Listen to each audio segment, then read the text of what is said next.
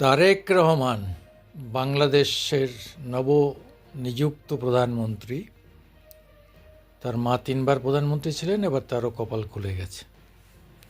ভাগ্যের চাকা যখন ঘোরে এরকমই ঘোরে। যাই হোক, তার হঠাৎ করে সোশ্যাল মিডিয়াতে কিছু বক্তব্য শুনে একটু অবাক হলাম।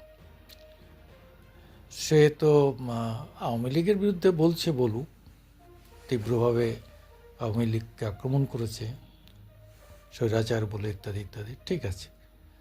কিন্তু তার কথার থেকে ইনডাইরেক্টলি ভারতের বিরুদ্ধেও কিছু কথা বেরিয়ে আসছে। এর থেকে প্রমাণ হয় কি? প্রমাণ হয় এর থেকে প্রমাণ হয় যে আপনি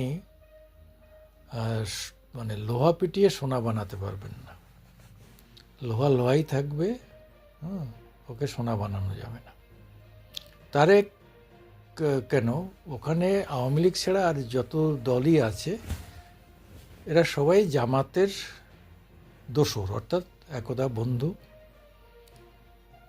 এবং এখানে এসেও জিতে সে জামাতের আমিরের বাড়িতে গেছে, সেখানে কথাবার্তা বলেছে, তার মানে উপরে তার পায়ের দিয়ে প্রণাম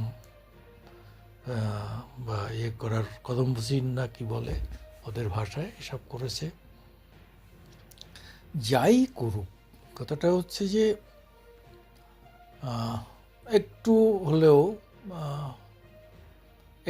কিছু কিছু ক্ষেত্রে পুলিশ সক্রিয় হয়েছে, এটা হচ্ছে একমাত্র পাওনা। মিলিটারি চুপচাপ আছে, মিলিটারি আগেও চুপচাপ ছিল, তারা যা করার ভিতর থেকে করেছে। রিসাফল হয়েছে মিলিটারির পজিশনের, তাতে কেউ বলছে ভারতের লাভ হয়েছে, কেউ বলছে পাকিস্তানের লাভ হয়েছে। সে যা হয় হোক, আমরা কখনো ঝগড়া করতে যাব না, যুদ্ধ করতেও যাব না। আমরা চাইব যে কোনোভাবে ভালো থাকুক ওরা। আমাদের সঙ্গে ঝগড়া করতেও হবে না, বন্ধুত্বও করতে হবে না। আমরা ওদের কিছু খেতেও চাই না, আমাদেরও যেন কোনো কিছু আমাদের উপর নির্ভর ওদের না হতে হয়। ওরা স্বয়ংসম্পূর্ণ হোক, তাহলেই বাঁচি। ওরা স্বয়ংসম্পূর্ণ হলে আমাদের এখান থেকে এই যে কিছু লোক খাবার নেবে, আবার তারা একটু পরে বলবে ওই আধিপত্যবাদ, একটা নতুন শব্দ, মানে তথাকথিত রাজাকার, আলবদর এবং জামায়াত সম্মিলিতভাবে ইন্ডিয়ার বিরুদ্ধে বলে, সেই কথাগুলো বন্ধ হোক। আমরা শান্তিতে থাকি, ওরাও শান্তিতে থাকুক, এটাই আমাদের বক্তব্য। এর বাইরে আর কিছু বলার নেই। আপনারা দয়া করে আমার আজকের দিন ইউটিউবে যদি একটু সাবস্ক্রাইব করেন, খুব খুশি হই। আগের থেকে অনেক বেড়েছে, প্রতিদিনই কেউ না কেউ সাবস্ক্রাইব করছেন।